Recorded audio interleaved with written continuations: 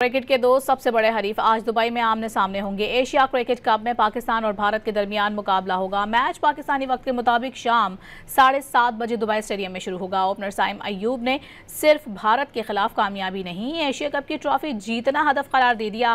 Event کے اعداد و شمار میں بھارت کا پلڑا پاکستان پر بھاری نظر آتا ہے۔ اس حوالے سے یہ رپورٹ دیکھیے۔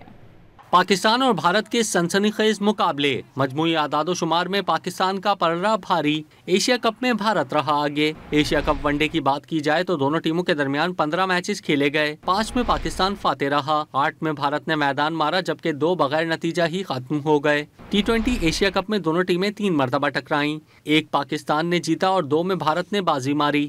دبئی کے میدان پر پاکستان اور بھارت کے درمیان 3 T20 میچز کھیلے گئے، 2 مرتبہ پاکستان نے کامیابی حاصل کی جبکہ 1 میں بھارت کامیاب رہا۔ پاکستان کو T20 ورلڈ کپ میں یادگار 10 وکٹوں سے کامیابی بھی دبئی کے میدان پر ملی۔